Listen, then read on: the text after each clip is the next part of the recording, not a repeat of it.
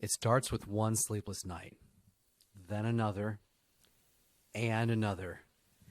You think this is just a phase until you realize the phase has lasted 8 years. You've tried white noise, blackout curtains, bribery, begging. Nothing works. And now you're running on fumes. But here's the thing, it's not your fault. Sleep is a skill, just like walking or talking. And I'm going to show you exactly how to teach it step by step. No gimmicks, just science-based strategies that actually work, broken down by age, so you can finally get some sleep. You ready to rest easy? Well, let's become more aware together.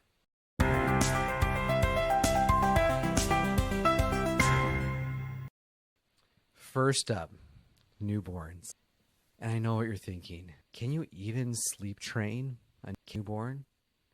Well, no, not a newborn, not yet. But what you can do is set up the conditions for great sleep down the road. Babies this young have zero ability to self-soothe. That's why they love movement, warmth, and sound. It mimics the wound. Here's your cheat sheet. Swaddle if they're under 2 months and not yet rolling. Use white noise, maybe not rain sounds, but real deep white noise. Motion helps, but don't let them only sleep in your arms. The biggest mistake? Keeping them awake for too long. Babies get overtired fast, and then sleep becomes a battle. Watch for sleepy cues like yawning, zoning out, rubbing their eyes. As soon as you see them, it's bedtime. But if you're thinking, but my baby fights sleep no matter what, stay with me. We're just getting started. At 6 months, most healthy babies can start connecting sleep cycles on their own, if that is, that we let them. Now, in terms of sleep training, the two most popular methods are probably the Ferber and taking care of babies. So Ferber, also known as the check-in console, you check in at intervals, but you don't pick them up. Taking care of babies method, you stay in the room, slowly fading your presence over time. Now, both the Ferber and the taking care of babies, they both work if and when you're consistent.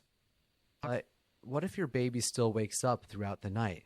Well, then it's time to look at bedtime. If they're rocked, fed, or bounced to sleep, that's the thing they'll expect every time when they wake up. The goal is to let them fall asleep in the ways in which that they'll actually wake up. It's kind of like you're trying to not startle them when they're awake because all they remember was you. But before you say, my baby will never do that, wait until you hear what happens next.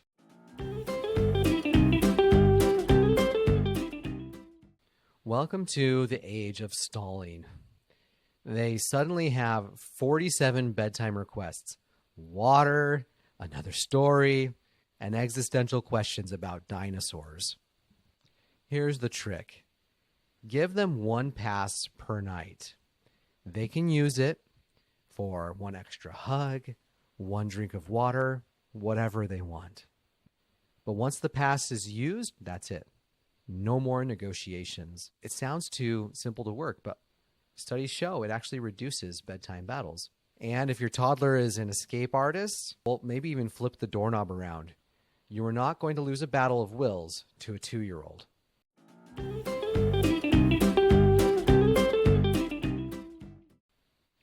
Now we're in the overthinking stage. These kids say they want to sleep, but their brains just won't shut off. If they call for you, tell them this: I'll check on you in 5 minutes. Then we'll actually do it. But here's the trick.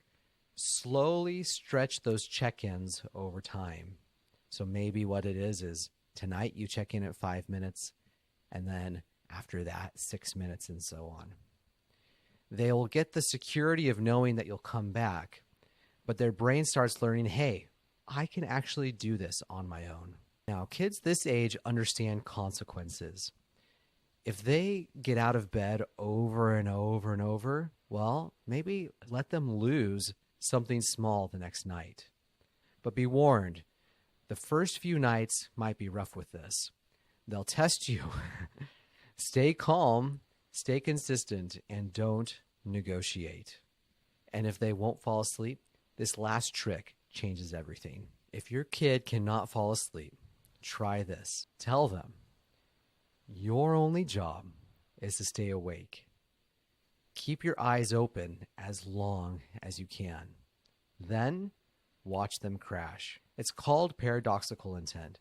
When you remove the pressure to sleep, their brain stops fighting it.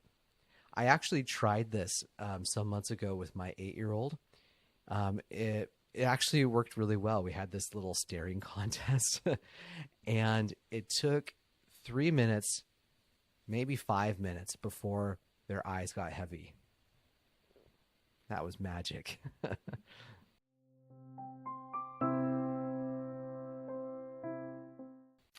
Sleep shouldn't be a battle. Why? Because sleep is a skill. And now you have the tools to teach it.